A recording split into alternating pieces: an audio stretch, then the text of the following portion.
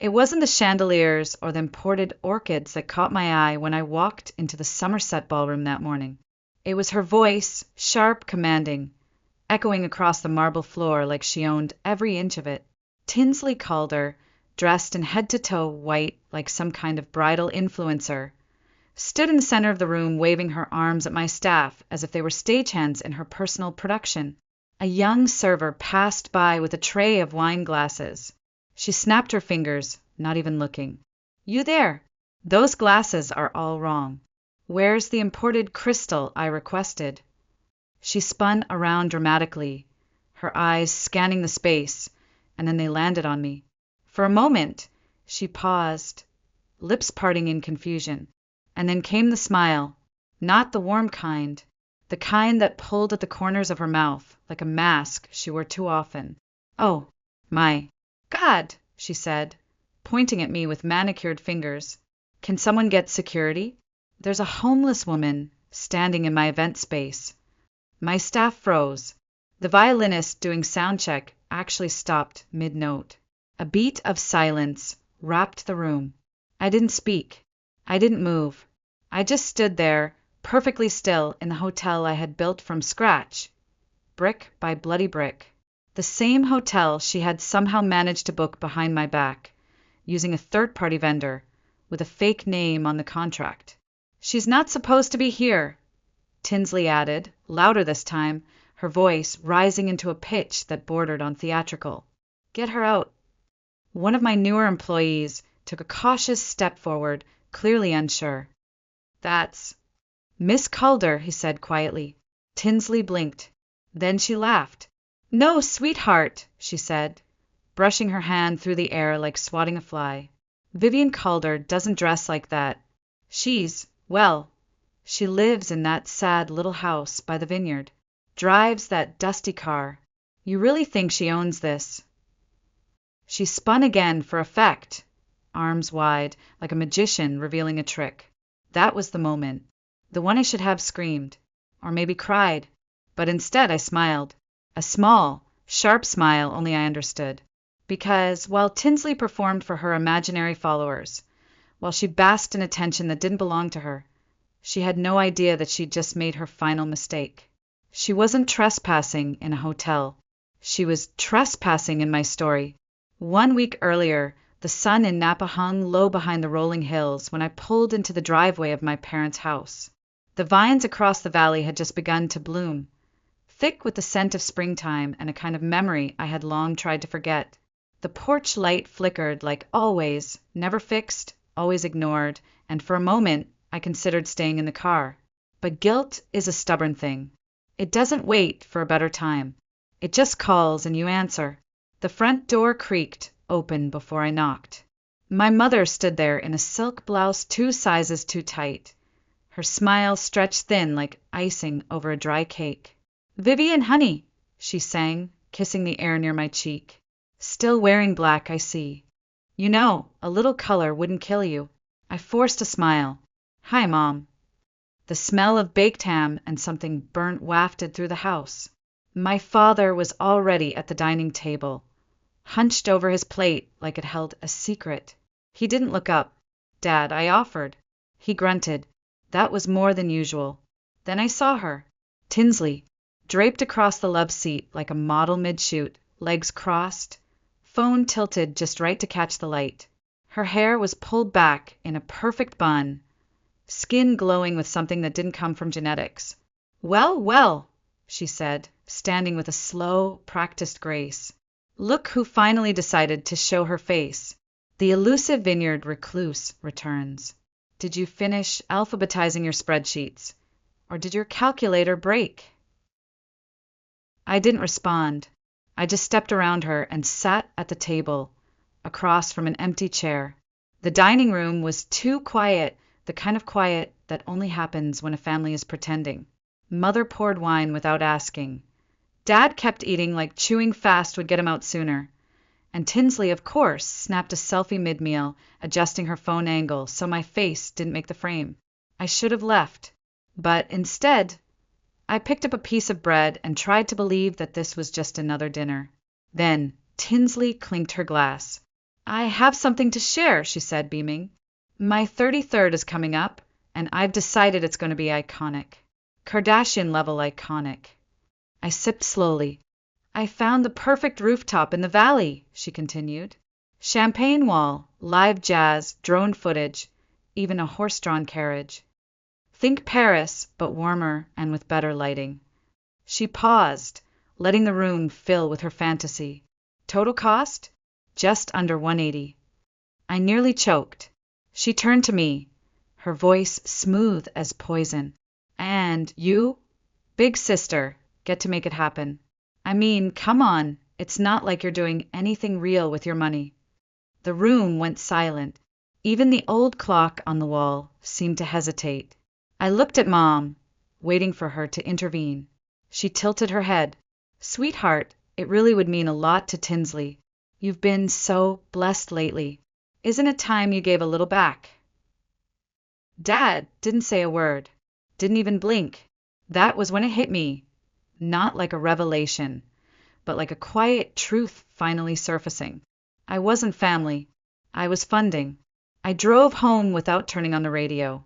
The hum of the engine was the only sound I could stand, steady and unchanging, like the breath I had to remind myself to take. My little house sat tucked between two hills on the edge of the valley, half hidden by olive trees and wild roses I never got around to pruning. The porch light worked here. It always had. Inside, I kicked off my shoes, poured a glass of red, and sat at the kitchen island.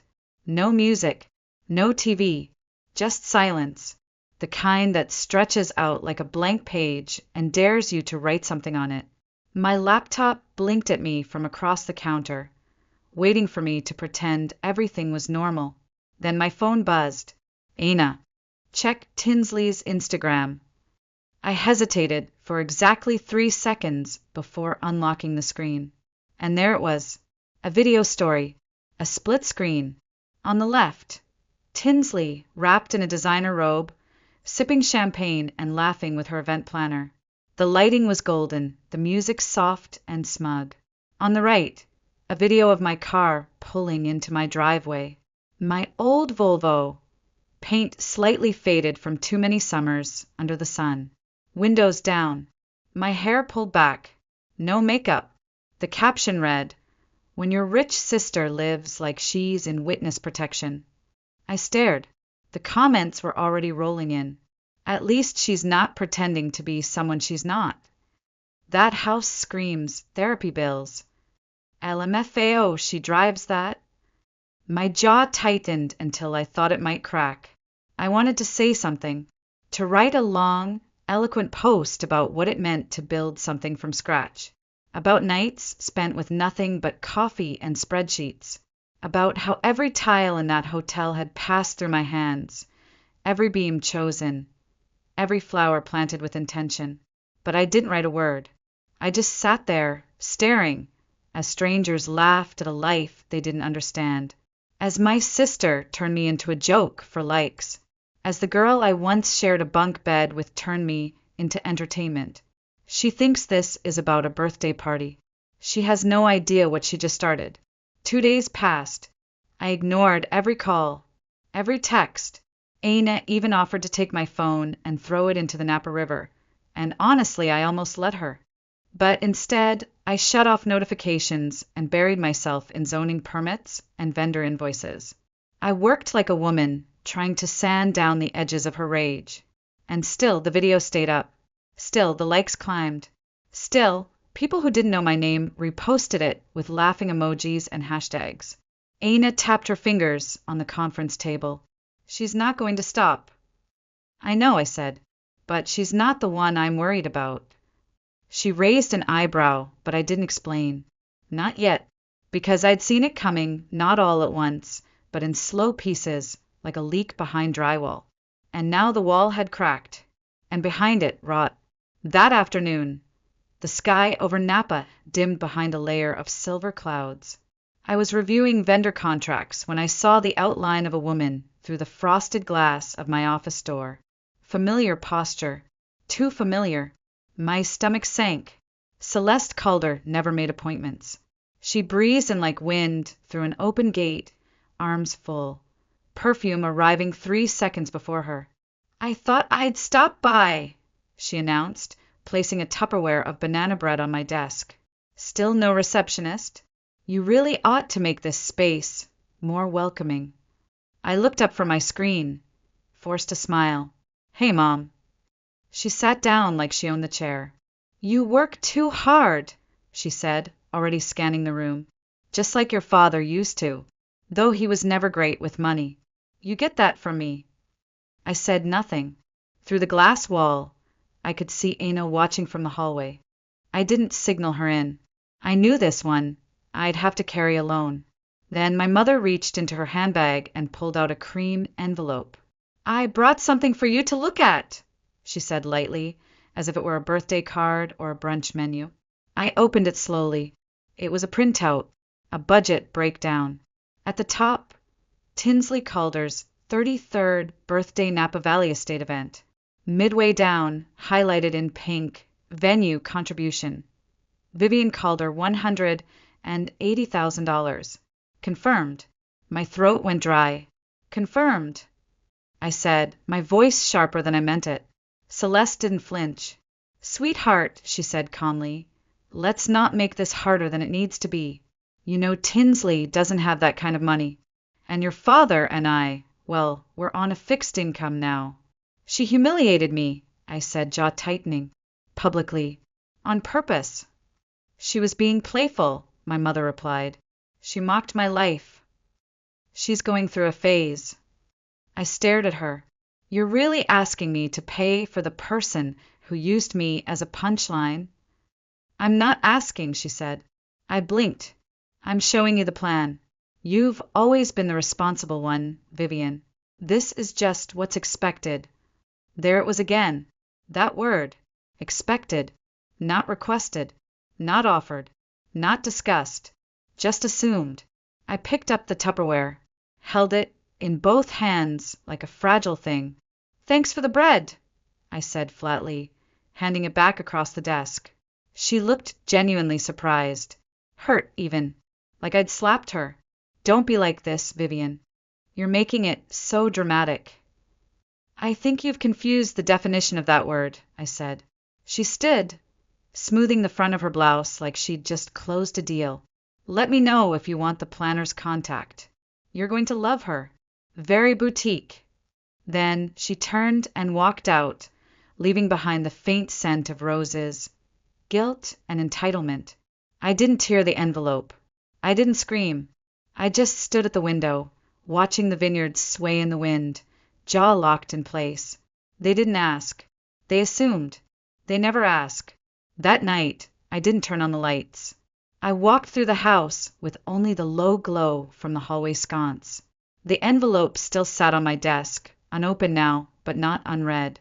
The banana bread sat wrapped in plastic on the kitchen counter, like a peace offering laced with quiet threat.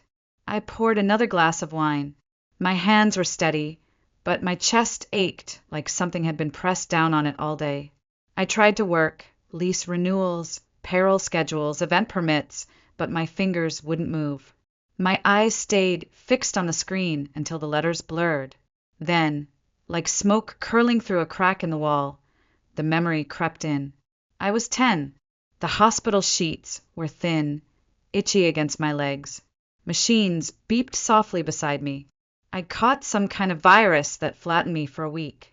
Mom never left. She curled up in the recliner next to my bed, wrapped in her coat, whispering prayers she thought I couldn't hear. "You're the reason I'm strong," she said one night, brushing my hair back from my forehead. "You saved me from myself, Vivian." I remember blinking at her, too tired to speak. I thought it was love. The next night, I woke to her whispering again, but not to me. She was on the phone, her voice low but sharp. Furious. "We gave up everything for her," she snapped. "I quit my job, Martin. You're working night shifts like a damn mule. I don't care what it takes.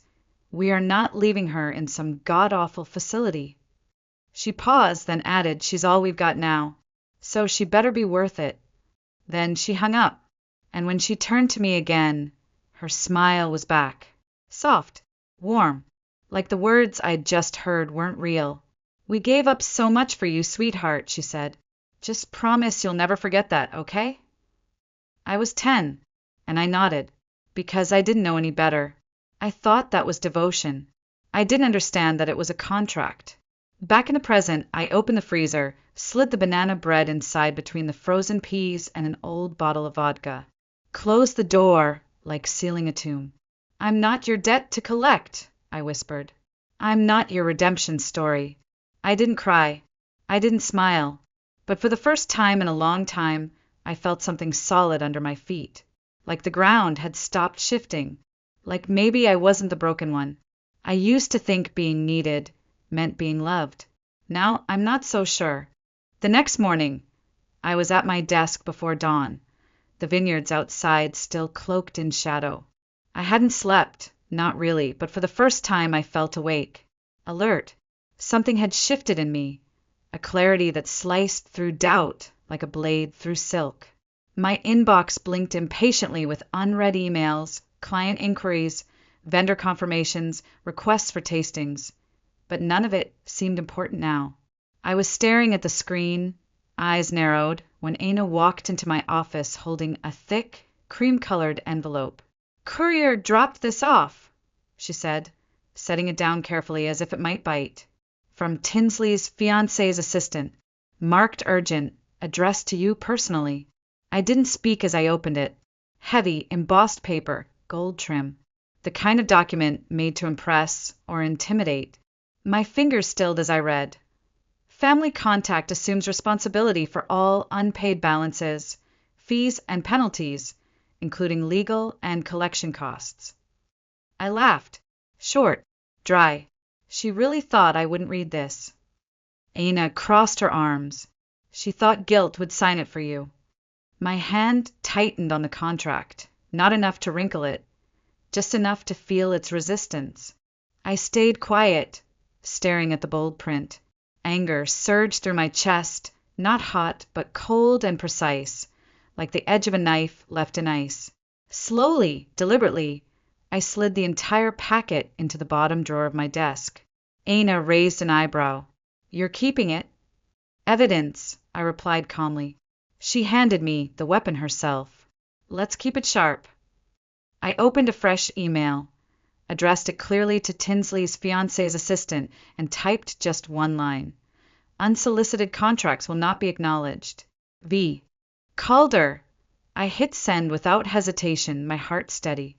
Then, without another word, I opened my calendar, scrolling to next week, creating a new recurring event titled Monitor Financial Setups Family. Aina smiled slightly, understanding without needing explanation. "Paper trail."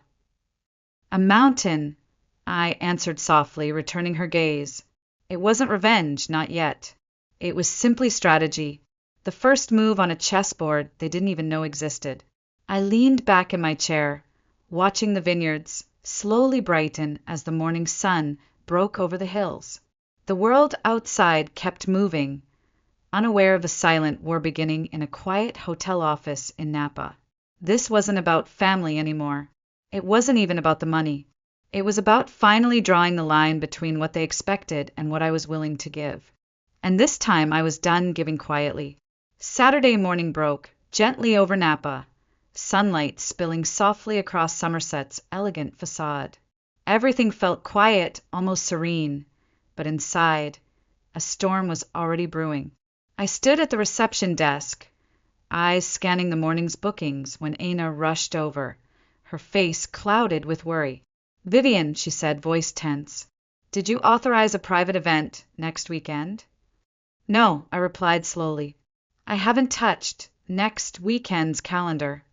Aina's eyebrows knitted tightly as she turned the screen toward me.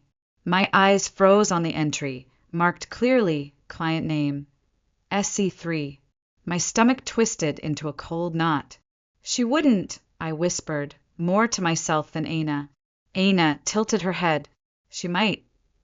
We hurried to the back office, pulling up records, tracing through the bookings made via third-party agencies. My fingers flew across the keyboard, scrolling rapidly until we landed on the reservation confirmation. It was all there, every outrageous detail. Ice sculptures imported from Europe, candles flown in from Provence, even a special sound permit for live music. And under contact details, disguised carefully yet carelessly obvious. SC3 Productions, Tinsley called her. My breath caught sharply. She booked my own hotel, right under my nose. Aina's gaze hardened. She's counting on you backing down in public. My jaw tightened, a quiet, controlled rage simmering beneath the surface. Then let's make sure she earns every inch of it. From the security room, we watched footage from yesterday afternoon. Tinsley strutting confidently through the ballroom, waving directions at her event planner. Her movements dramatic, exaggerated for her imaginary audience, acting like she owned the very ground beneath her feet. She has no idea she's being recorded, Aina muttered quietly. I leaned back, arms crossed tightly, never once taking my eyes off the screen. She thinks I won't dare challenge her openly. Aina glanced at me, understanding dawning across her features. What are you thinking? I took a slow breath, feeling something lock firmly into place inside me. Document everything. Every interaction, every demand, every insult. I want a file so thick it speaks louder than any denial. She nodded once, decisive. Consider it done. We stepped back into the foyer just as the morning bridal brunch began to fill the room with soft laughter and gentle chatter. They moved in quiet celebration, blissfully unaware of the battle quietly unfolding behind closed doors. This wasn't about candles or contracts anymore. It wasn't even about a birthday party. It was about control, about who really owned the name on the gate. And this time, Tinsley had crossed the wrong line. She had unknowingly given me exactly what I needed, a stage, an audience, and a reason. I would not shout, I would not scream, but the message would be unmistakable. She thought she was untouchable. She was about to find out she was wrong. 2 days later, the Somerset ballroom glittered under 1,000 tiny lights. Orchids cascaded elegantly along marble banisters. Golden chairs gleamed beneath ivory linens, and waiters in crisp uniforms moved gracefully through the crowd, carrying trays of champagne. It was perfect, almost painfully so. From my vantage point above the terrace, hidden from view, I watched as Tinsley swept through the grand entrance. Cameras flashed like miniature stars orbiting her. She smiled broadly, her gown shimmering as she waved casually at the carefully curated crowd. Reporters leaned in, eager for her words. The chandeliers were imported from Austria, she said proudly, voice ringing clear and bright. Everything you see here was personally curated. You don't find quality like this just anywhere. A young journalist raised her hand eagerly. And who owns this stunning venue, Miss Calder? Tinsley hesitated, just a heartbeat too long. We have connections, she answered vaguely, eyes darting slightly.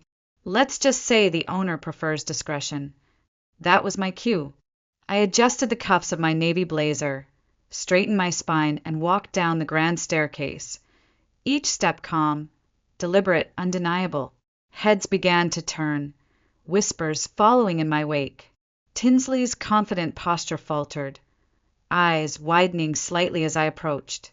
The room grew quiet enough to hear the gentle clink of crystal glasses set down hurriedly onto tables. Actually, I said clearly, softly enough to force everyone to lean in, the owner is standing right here. Tinsley's face drained of color, her lips parting silently. Cameras shifted focus immediately, lenses aimed at me like arrows seeking a target. A distinguished woman stepped forward, curious yet reserved. You own this venue? She asked with polite skepticism. Yes, I replied evenly. A smart businesswoman doesn't wear her assets on her sleeve. She builds them brick by brick and lets them speak for themselves. The woman smiled approvingly, her expression shifting from curiosity to respect. How refreshing. It's rare these days to see true discretion paired with genuine success. I inclined my head slightly, accepting the subtle compliment. Around us, the energy had shifted dramatically. Guests murmured appreciatively, turning their backs slowly on Tinsley's glittering facade. In that instant, her carefully constructed illusion crumbled, revealed for what it was, nothing but smoke and mirrors. Tinsley stepped forward abruptly, desperate to regain control. This is some kind of misunderstanding, she stammered, voice shaking. No misunderstanding, Aina interjected calmly, stepping forward with quiet authority. Miss Vivian Calder owns Somerset outright. She built it entirely herself. Tinsley's eyes pleaded silently, but I offered no comfort, no rescue. Vivian, she whispered, almost inaudibly, the name breaking on her lips. I met her gaze steadily, without anger, without pity. You wanted the spotlight, I said simply. Now it's yours. The room was silent as Tinsley backed away, makeup smudged, facade shattered. Reporters scribbled notes furiously. Guests exchanged whispers behind raised hands.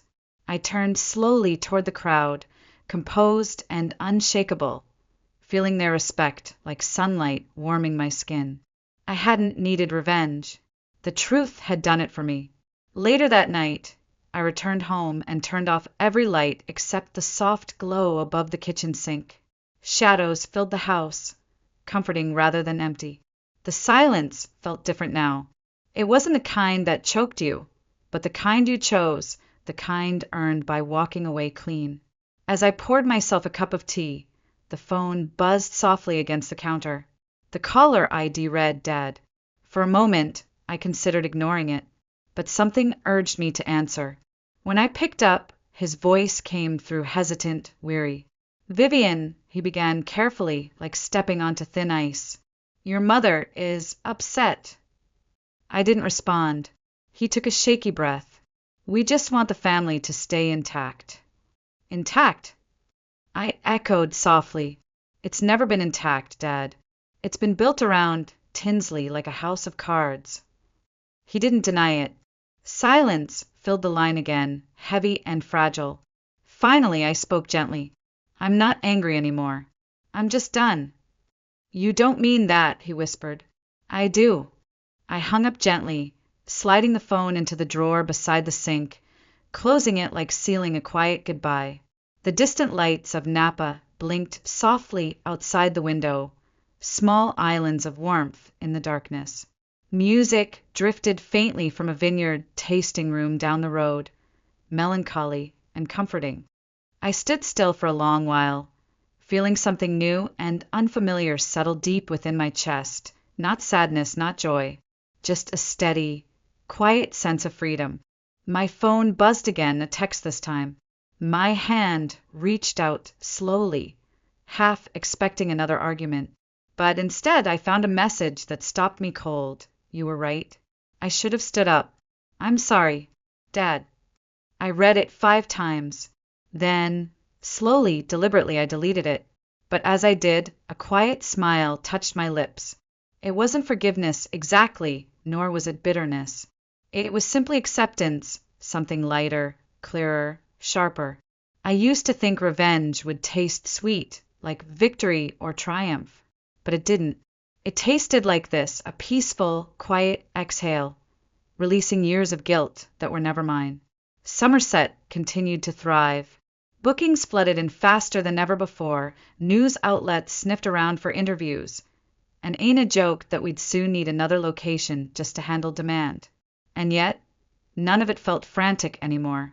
Everything felt clear, deliberate, unhurried.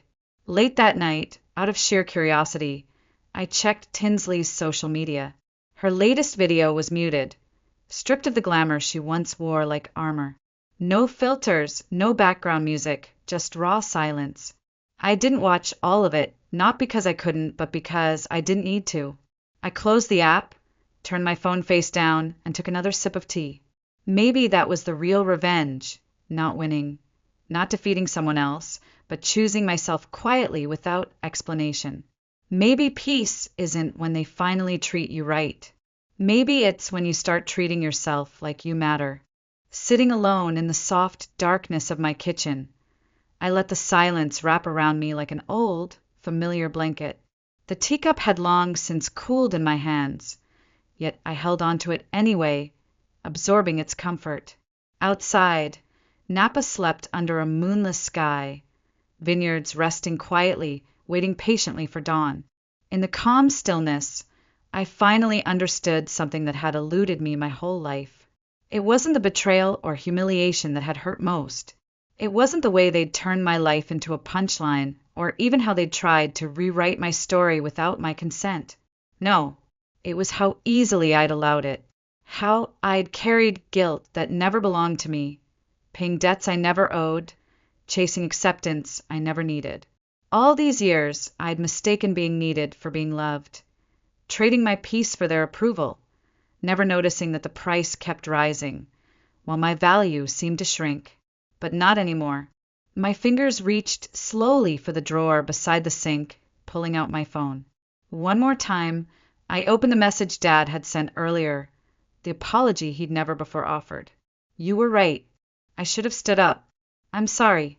I read the words quietly once more, feeling their weight, letting them settle inside my chest. Then, gently but firmly, I deleted it again, not out of anger or resentment, but because I no longer needed anyone else's validation to confirm my worth. Outside, the valley began waking softly beneath the first rays of sunlight. Birds whispered softly in the olive trees, a gentle rustle of leaves greeting the morning. Somerset would soon fill with the quiet hum of staff preparing for another busy day, another wedding, another celebration of life that had nothing to do with proving anything to anyone.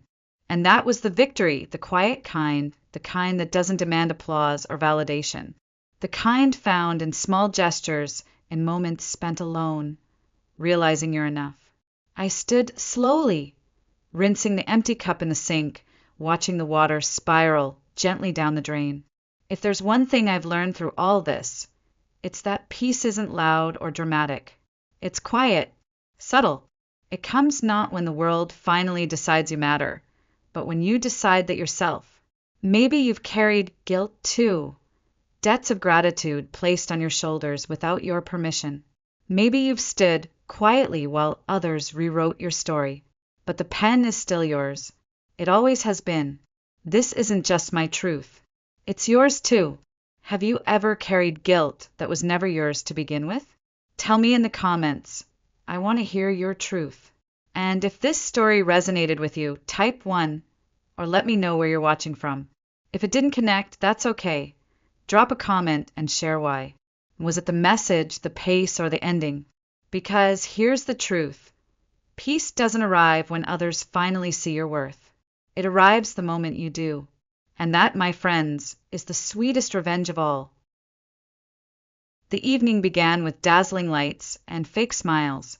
From the balcony overlooking the grand ballroom of Delaney Grand, I watched the glamorous guests sip champagne, their laughter hollow beneath the glittering chandeliers. It was my father's 60th birthday, an event carefully orchestrated by Victoria, my stepmother, to flaunt our family's wealth and power. I stood quietly in my sleek evening gown, feeling oddly disconnected from it all, as if observing someone else's life unfold below. Beside the marble staircase, my stepbrother Blake swaggered confidently, whispering jokes to Victoria, their laughter cutting sharply through the background hum of conversation. At 25, Blake had never lifted a finger to contribute to our family's hotel empire, preferring late-night parties and endless vacations funded by my father's fortune.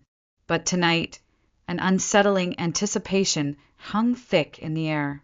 Just as the clock struck 9, my father stepped onto the raised stage, adjusting his tailored suit as he tapped the microphone lightly. A hush fell over the ballroom. "Ladies and gentlemen, thank you for celebrating this special occasion with us tonight," he began smoothly. "As you all know, Delaney Hotels has grown tremendously in recent years, and our success requires clear leadership and a strong vision for the future." He paused, scanning the crowd, his eyes briefly meeting mine. For a heartbeat, I felt reassured, recalling his promise, 5 years of endless work, sleepless nights, and unwavering dedication, all building towards this moment. And so, tonight I'm honored to announce the new CEO of Delaney Hotels. My son, Blake Delaney. Gasps filled the room, followed by polite applause. My world tilted violently. I gripped the balcony railing, knuckles white with shock, trying desperately to steady myself as Blake flashed a triumphant grin at Victoria, who raised her champagne glass toward him. My heart shattered silently within my chest, and I realized that every promise my father had ever made to me had been nothing more than an empty lie. I felt my pulse pounding in my ears as my vision blurred. For a moment, the lavish ballroom seemed to fade, replaced by the echo of my father's empty promises. Gathering my strength, I forced myself upright, descending the marble staircase gracefully, determined not to give Blake or Victoria the satisfaction of seeing me crumble. My father stood near the stage, accepting shallow congratulations from people who'd eagerly anticipated a different announcement. Blake caught sight of me approaching, his smile widening with arrogant pleasure. "Emily," he drawled, extending his arms dramatically. "I assume you're thrilled for me. After all, it's for the family's good." I held his gaze, my voice cold and steady. "The family's good or yours, Blake?" He chuckled softly, unfazed. "Same thing, isn't it?" My father cleared his throat uncomfortably, placing a tentative hand on my shoulder. "Emily, I hope you understand this decision. Blake has new ideas, fresh perspectives." I met his eyes, desperately searching for the father who once held me proudly, promising this empire would one day be mine. 5 years, Dad. I rebuilt hotels, secured clients, brought profits back from disaster. Was none of that enough? "Please, Emily," Victoria interjected smoothly, slipping her manicured fingers through my father's arm. "This isn't personal. Blake's approach aligns better with our future vision. For 5 years, I had sacrificed everything, relationships, dreams, and personal happiness, for my father's approval, only to have it stolen effortlessly by Victoria and Blake. But beneath the pain and betrayal, a spark ignited, burning stronger than my despair. They'd taken my inheritance, yes, but not my determination, not my skills, my knowledge, or the quiet strength I'd inherited from my grandmother, Eleanor Delaney. If my father thought I'd surrender quietly, he was gravely mistaken. This wasn't over. Not by a long shot. Less than 15 minutes later, Hannah's familiar silver sedan pulled sharply into the hotel's driveway, headlights cutting through the darkness. She rushed toward me, concern etched across her face, wrapping me in a fierce, comforting embrace. "Emily, I'm so sorry," she whispered, pulling back slightly to study my face carefully. "I can't believe your father would do something like this." I sighed heavily, feeling my shoulders sag with exhaustion. "Neither can I. I trusted him, Hannah. I truly believed all those late nights and sacrifices meant something to him." "They should have," Hannah replied, anger flashing briefly in her eyes. "What did he even say? Did he give you a reason?" I shook my head bitterly. Just empty words about new ideas and fresh perspectives. Victoria and Blake manipulated him completely. I feel like such a fool. "No," Hannah said firmly, gripping my shoulders gently. "You're the smartest, hardest working person I know. They don't deserve you, and deep down they know it." I tried a weak smile, but tears blurred my vision. "Maybe, but it doesn't change the fact that Blake now controls the company I pour my heart into." "Emily," Hannah said softly, glancing cautiously over her shoulder before lowering her voice, "you need to talk to Richard. Tonight." I frowned in confusion. "Richard, the family lawyer? Why?" She hesitated briefly, choosing her words carefully. "Remember the day your grandmother, Eleanor, passed away? He mentioned something important, a secret provision she included in her will. He told you to come to him if anything strange ever happened with the inheritance." My pulse quickened. "A secret provision? Are you sure? Why didn't I know about this?" Because your grandmother insisted it remain secret unless absolutely necessary, Hannah said urgently. Emily, call him now. Trust me, you need to hear what he has to say. Without another thought, I reached for my phone and dialed Richard's number, my heart thundering in my chest. After several tense rings, his calm, measured voice answered. Emily, I've been expecting your call. His tone was gentle, but filled with gravity. Meet me at my office in 30 minutes. There's something your grandmother left specifically for you, something your father doesn't know. A strange mixture of hope and apprehension flooded through me. I ended the call and glanced at Hannah, who gave me a reassuring nod. Let's go, I said, feeling strength return to my voice. It's time to find out what my grandmother knew all along. 30 minutes later, Hannah and I stepped into Richard's quiet, dimly lit office, its dark mahogany bookshelves lined with thick volumes of legal texts. Richard greeted me warmly, his gray eyes softening with genuine sympathy. Emily, I'm truly sorry about tonight, he said gently, guiding us to a pair of plush, leather chairs facing his large oak desk. Eleanor feared something like this might happen. That's why she asked me to prepare. Prepare what exactly? I asked cautiously, my heartbeat quickening. Richard walked slowly to a locked cabinet, retrieving a sealed envelope. Returning to his desk, he sat down and carefully slid it toward me. Your grandmother anticipated Victoria's influence on your father.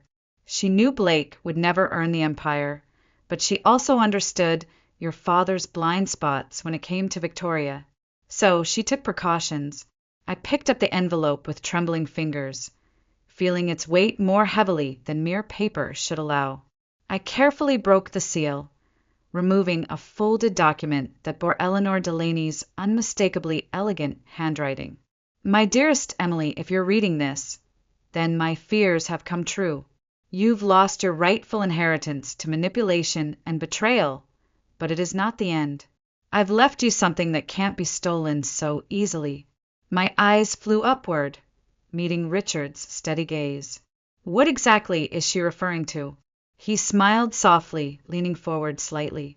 A forgotten hotel, Emily, the Evergreen Inn, in the city's historic district. It belonged solely to your grandmother, kept separate from Delaney hotels. Officially closed 5 years ago, its existence is unknown to your father and Victoria. Hannah's eyes widened in surprise. An entire hotel? Eleanor owned it privately? Richard nodded slowly. Eleanor purchased it decades ago, quietly maintaining it until just before her death. Her instructions were clear. If you lost your inheritance unfairly, the Evergreen Inn would pass directly to you. But there's a catch. A catch? I echoed, already sensing what he'd say next. You must restore the hotel fully and turn it into a profitable enterprise within 1 year, he continued seriously. Only then will Eleanor's complete fortune, assets worth millions, officially become yours. A wave of determination surged through me, mingling with anxiety. And what if I fail? Richard sighed softly. Then the inheritance remains locked away indefinitely. Your grandmother wanted to ensure that you wouldn't just survive this betrayal, but truly thrive because of it. Hannah squeezed my hand reassuringly. Emily, you can do this. You've rebuilt hotels before. This is exactly the opportunity you deserve. I took a deep breath, the room feeling strangely lighter, filled with new possibilities. What about my father? Victoria? Blake? They won't let me succeed easily. Richard's expression hardened slightly. Precisely why your grandmother insisted we keep this completely secret. They can't sabotage what they don't know. I stood slowly, feeling strength return to my limbs, a fierce determination growing inside me. Then I'll do it. I'll transform the Evergreen Inn, not just to reclaim what's mine, but to honor Eleanor's faith in me. Richard smiled warmly, pride glowing softly in his eyes. She always believed in you, Emily. Now it's time for you to believe in yourself. As Hannah and I left the office, stepping out into the cool night air, the distant lights of the city seemed brighter, full of hope rather than betrayal. Blake and Victoria had stolen my inheritance once, but now they'd unknowingly handed me the chance to build something even greater. They were about to learn a harsh lesson about betrayal. It cuts both ways. Early the next morning, Hannah and I stood in front of the Evergreen Inn, staring up at its faded grandeur. The old Victorian building was nestled on a quiet, tree-lined street in the historic district, once the vibrant heart of the city, but now overshadowed by newer developments. Ivy climbed the weathered stone facade, its windows darkened from neglect, and the once elegant front door hung slightly crooked. Yet despite its neglected state, I felt an undeniable warmth, a sense of possibility. "It's beautiful," Hannah whispered, breaking the silence. "Needs a lot of work, though." "It's more than that," I replied softly, stepping closer and running my hand across the carved wooden banister leading up to the entrance. "It's my chance to reclaim what's been taken from me." Just then, a sleek black SUV slowed down behind us, its window rolling down smoothly to reveal Blake's unmistakable smug expression. My stomach tightened instantly. "Well, look who it is." "Blake," called out mockingly. "Scoping out a new career in real estate, Emily? I'd advise something smaller, considering your limited abilities." Hannah stiffened beside me, but I placed a calming hand on her arm, forcing a composed smile. "Don't you have a company to run into the ground, Blake? Or has Victoria finally realized you're only good for spending money, not making it?" His smile faltered, eyes narrowing slightly. "Careful, Emily. If you're not interested in working under me, I suggest you watch your step around town. Wouldn't want your reputation suffering any further." "Oh, Blake," I said lightly, maintaining an air of calm authority. "The only reputation that's at risk right now is yours. Good luck convincing investors that Delaney Hotels is still in capable hands." His eyes flashed dangerously, but he said nothing more, accelerating sharply and disappearing down the street. Hannah turned toward me with a mixture of admiration and concern. "He's going to be trouble, Emily. He won't let this go easily." I nodded slowly, eyes fixed firmly on the inn's faded sign, determination strengthening my voice. "Let him try. Blake has money and power, but he lacks something crucial: experience and determination. He thinks he's won, but this battle isn't even close to finished." With renewed resolve, I took out the rusted keys Richard had handed me last night, inserting them carefully into the lock. The heavy door creaked open, revealing a dusty but elegant foyer, sunlight filtering through stained glass windows in muted hues of amber and sapphire. Though neglected, the grandeur beneath the dust spoke volumes. Solid wood floors, a grand staircase spiraling upward, and ornate chandeliers waiting to shine again. Hannah took a deep breath, turning to me with an enthusiastic smile. "Where do we start?" "Right here," I replied firmly, stepping confidently across the threshold. "One room at a time. We're going to rebuild this place, not just as a profitable business, but as proof that I won't be broken by Blake or Victoria." I ran my fingertips along the dusty banister, feeling strangely connected to Eleanor, who had quietly safeguarded this opportunity. They took what belonged to me once. This time, I'll make sure they never take anything from me again. Behind us, the door closed with a decisive echo. The past was sealed away, and ahead lay nothing but possibility, determination, and sweet revenge. Over the following weeks, Hannah and I immersed ourselves completely into the transformation of the Evergreen Inn. Mornings began before sunrise, filled with endless calls to contractors, designers, and suppliers. Every afternoon, we'd inspect progress, supervising each detail meticulously, from restoring the original hardwood floors to installing elegant, energy-efficient lighting. Slowly, the forgotten inn began to emerge from years of neglect, reclaiming its former charm while proudly embracing a new eco-friendly identity. Meanwhile, whispers began circulating through Delaney Hotel's elite circles. Stories about Blake's reckless spending habits and questionable business decisions. Occasionally, my phone buzzed with messages from former employees loyal workers whom I'd trained myself, expressing frustration at Blake's leadership.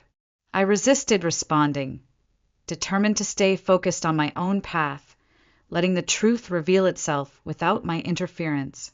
One afternoon, as the sun dipped low behind the city skyline, Hannah appeared in the renovated dining room, her face flushed with excitement. "Emily, you won't believe this!" she exclaimed breathlessly. "I just got a call from Alex Carter. He represents the travel group Elite Escapes. They heard rumors about our boutique hotels reopening and want an exclusive partnership." My heart skipped a beat. Elite Escapes was one of the most influential luxury travel groups in the industry. Landing a partnership with them would catapult the Evergreen into prominence immediately. Did he say what sparked their interest? I asked, hardly daring to breathe. They loved the concept, eco-luxury, boutique charm, and personalized experiences. "But there's more," Hannah added cautiously, lowering her voice slightly. "He also mentioned that Delaney Hotels recently lost their contract due to quality issues. Blake's reputation is starting to hurt them badly." I paused thoughtfully, emotions twisting sharply within me. While part of me felt a grim satisfaction at Blake's failures finally becoming public, another part felt a painful twinge for my father's legacy slowly eroding beneath Blake's arrogance and incompetence. "What should we do?" Hannah asked, watching me closely. I took a deep breath, my decision clear. "Arrange the meeting. If Delaney Hotels lost this partnership due to Blake's mistakes, it's not our fault. We've earned this opportunity through hard work and vision. It's time the world sees exactly what we've built here." Just as we finished speaking, my phone vibrated insistently. The screen displayed a familiar number, Victoria. I hesitated briefly, my finger hovering uncertainly above the decline button. But something compelled me to answer, curiosity outweighing caution. "Emily," Victoria's voice dripped with false sweetness. "I think it's time you and I had a private conversation." "About what exactly?" I replied, coldly, instantly wary. "About your future," she said, smoothly. "Blake and your father are unaware I'm contacting you, and I'd prefer to keep it that way for now. Meet me tonight at Delaney Grand. It's in your best interests, trust me." As she disconnected abruptly, a sense of foreboding crept up my spine. Hannah looked at me sharply, sensing my unease. "Emily, don't trust her. Whatever Victoria wants, it can't be good."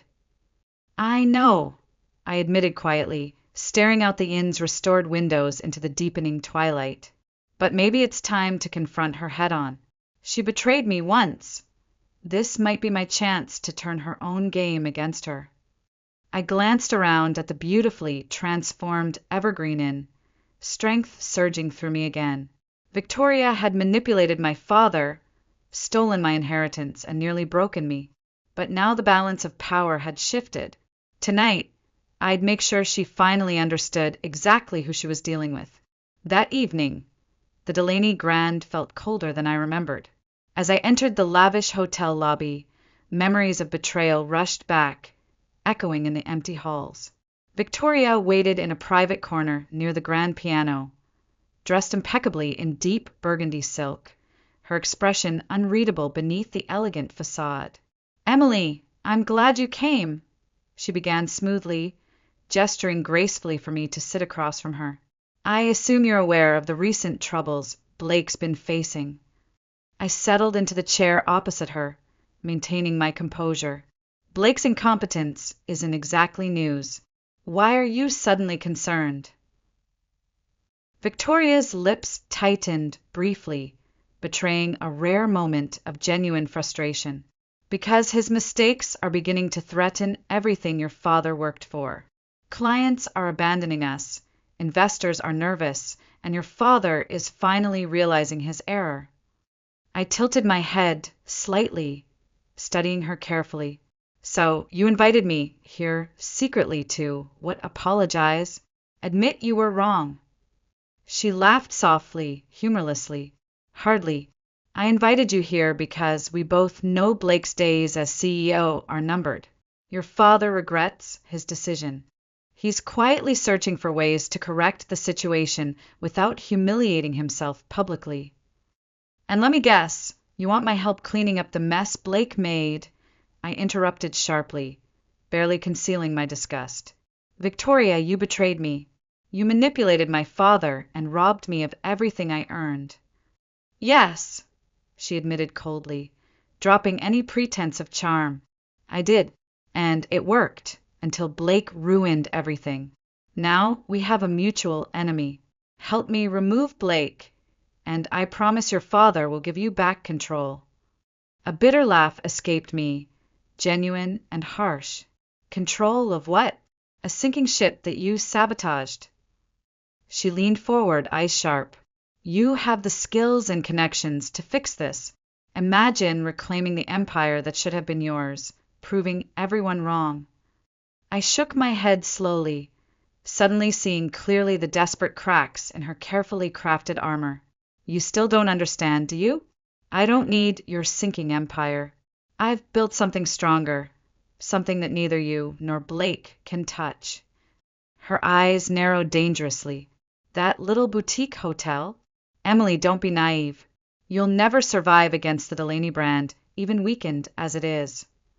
I stood slowly, looking down at her calmly. Actually, Victoria, I'm already thriving, while your world crumbles beneath Blake's recklessness. Your desperation tonight only proves how fragile your position truly is. For the first time, genuine fear flashed briefly in her eyes before vanishing behind her polished mask. Emily, wait. No, I interrupted firmly. The only thing you'll ever receive from me is the pleasure of watching me succeed where you failed. Turning sharply, I left her sitting alone beneath the glittering lights of the lobby, her desperate gaze burning into my back. Outside, the city air filled my lungs, crisp and cleansing. Victoria and Blake had tried everything, deception, betrayal, manipulation, but they had underestimated me every step of the way. As I walked confidently toward my waiting car, a message lit up my phone screen. Alex Carter from Elite Escapes confirmed our partnership meeting scheduled for tomorrow morning. A victorious smile curved my lips. Victoria had unknowingly handed me the final piece I needed. Proof that Delaney Hotels was imploding from within. It was no longer simply about reclaiming what had been stolen. Now it was about proving to the world and myself that the greatest revenge was success, undeniable and absolute. The next morning, sunlight poured through the tall windows of the Evergreen Inn's elegant, newly refurbished lobby, casting a warm, golden glow over everything. Alex Carter arrived precisely at 9, sharply dressed and projecting an air of quiet authority. As he toured the hotel, his admiration became increasingly apparent, his eyes carefully noting every detail, from the eco-friendly amenities in the guest suites to the carefully curated, locally sourced menu Hannah had meticulously designed. This place is exceptional, Alex finally said, turning to me with genuine enthusiasm. I've visited countless hotels, but your vision here, sustainable luxury with true authenticity, is exactly what Elite Escapes is looking for. Relief and pride surged within me simultaneously. I'm thrilled to hear that. We've poured everything into creating something special, something meaningful.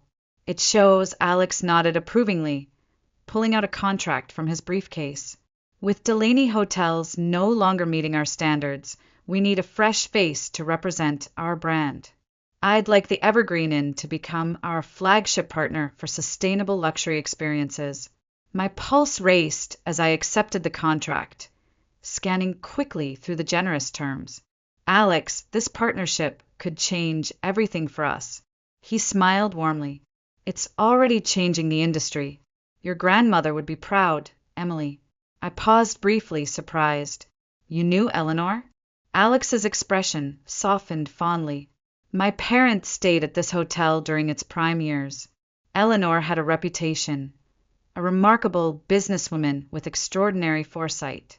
She always said her granddaughter would carry her legacy further than anyone imagined. Emotion swelled in my throat as I signed the contract, the gravity of the moment settling over me. Eleanor had envisioned this moment long before I did. Her legacy was finally becoming my own. As Alex departed, Hannah embraced me tightly, her excitement uncontainable. "Emily, you did it. Eleanor was right. This was your destiny all along." Before I could respond, my phone rang, an unfamiliar urgency vibrating insistently. I answered cautiously, hearing a strained voice on the other end. "Emily, it was my father," his tone heavy with desperation. "I need to see you. Blake has done something terrible. Delaney Hotels is finished unless you help us." My heart tightened painfully. "Dad, what could I possibly do now? Blake took everything." "I was wrong," he admitted quietly, his voice cracking slightly. "Emily, please. We need you." I stood silently, the weight of his confession pressing upon me. Hannah touched my arm gently, her eyes filled with quiet understanding. "Tell him to come here," she whispered softly. "Let him see exactly what you've built without him." With a deep breath, I steadied my voice. "Fine, Dad. Meet me at the Evergreen Inn in an hour." But I promised nothing.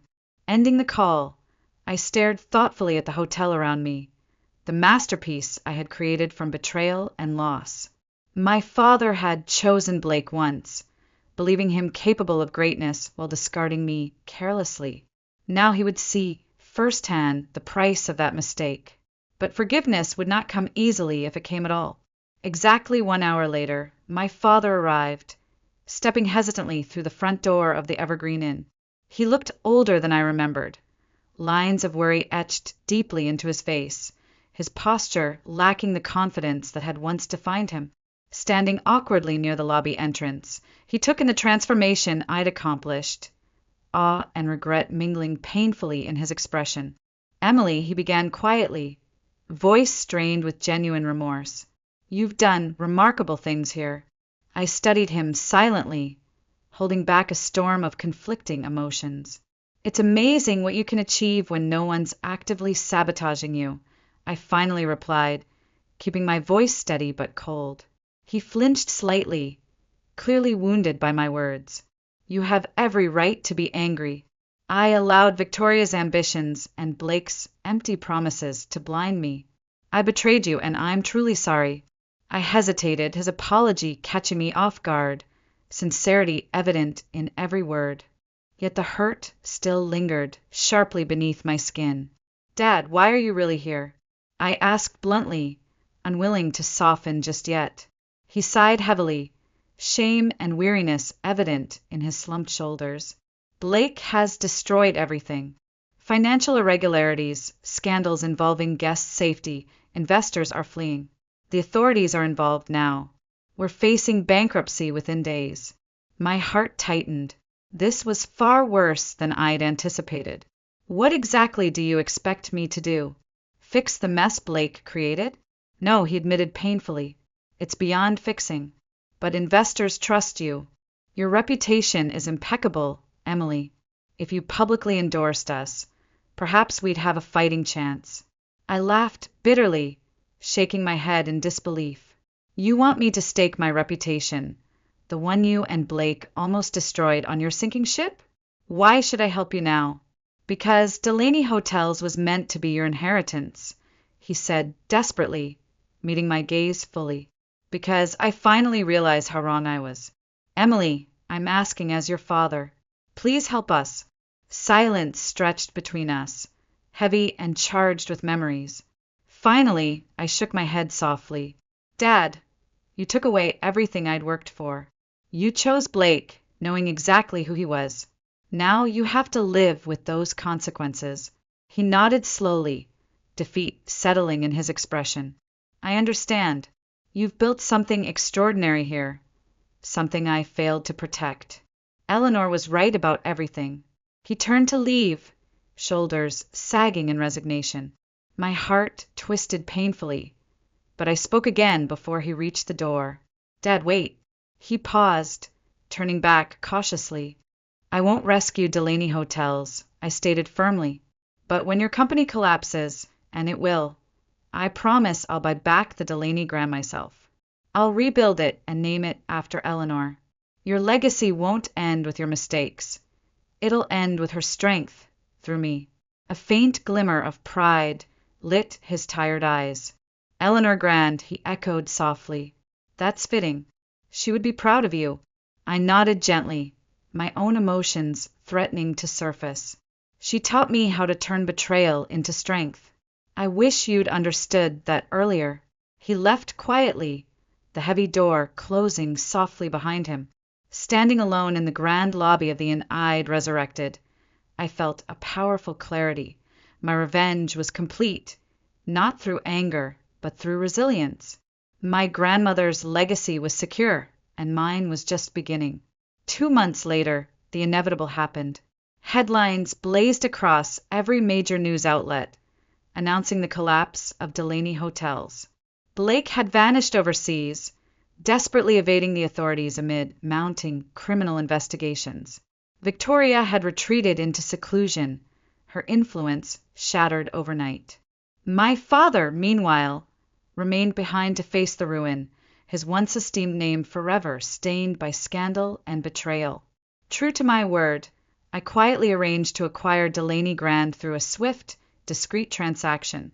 With Hannah by my side, I stood at the hotel's entrance on the morning we took formal ownership, feeling a deep sense of triumph and closure. It's finally yours, Emily, Hannah whispered softly, pride evident in her voice.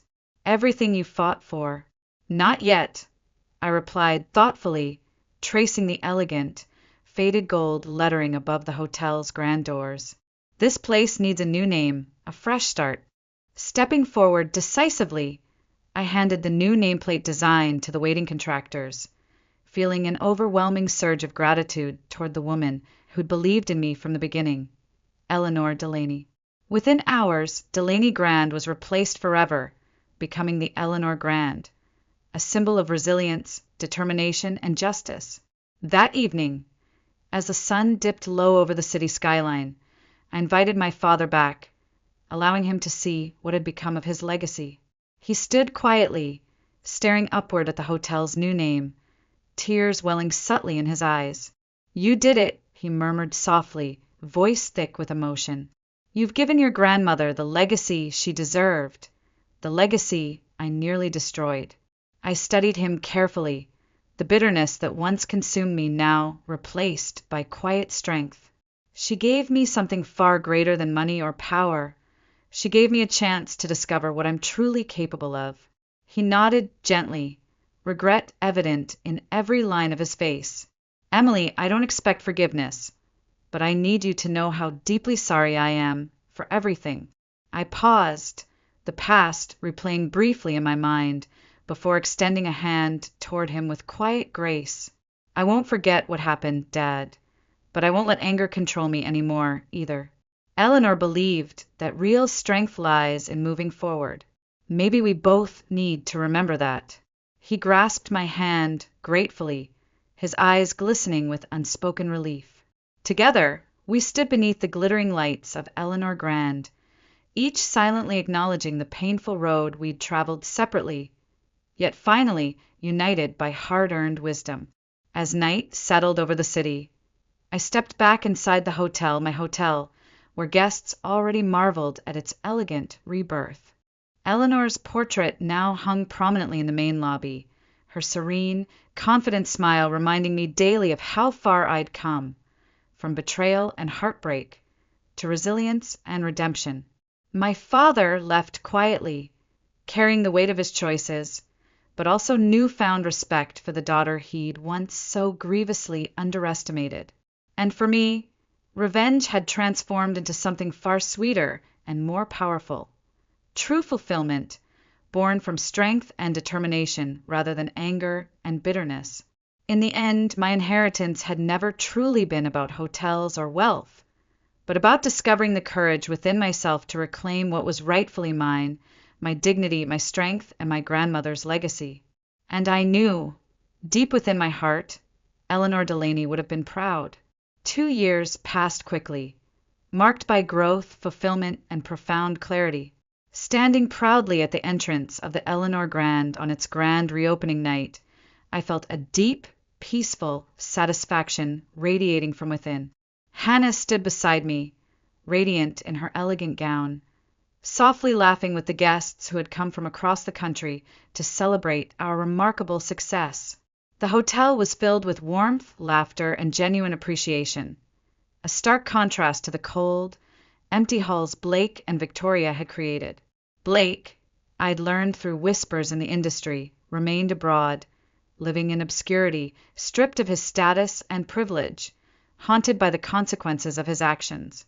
Victoria had attempted unsuccessfully to regain her social standing, but had disappeared quietly from the public eye, her name now only a cautionary tale whispered among the city's elite.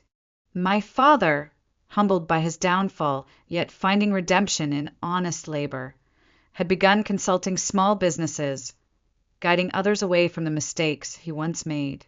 Our relationship, though never fully restored, had evolved into something quietly respectful, built from scars, honesty, and mutual understanding. As the evening continued, I slipped away briefly, standing alone on the hotel's rooftop terrace, gazing thoughtfully out over the glittering city skyline. In the distance, lights twinkled brightly, mirroring the clarity and strength I'd discovered within myself through hardship and betrayal. For the first time, I truly understood Eleanor's wisdom. Life's greatest lessons rarely came wrapped in comfort. Sometimes we needed to lose everything we thought we wanted, to discover something far greater, our own resilience, dignity, and purpose. My grandmother had known this truth all along, patiently guiding me toward it. If I could share just one piece of wisdom gained through my journey, it would be this: betrayal can destroy you or it can define you. The choice lies solely within your hands. Revenge, I've learned, isn't found in bitterness or anger. True revenge, the sweetest revenge, is building a life so powerful, meaningful, and successful that those who wronged you are forced to witness your unbreakable spirit. As I returned downstairs, stepping confidently into the warmth and joy of Eleanor Grand, I felt Eleanor's presence strongly, smiling proudly upon the legacy we'd built together. This wasn't just revenge. It was redemption. It was triumph. And above all, it was proof that no one can ever take away your value unless you willingly surrender it. I chose never to surrender again, and neither should you.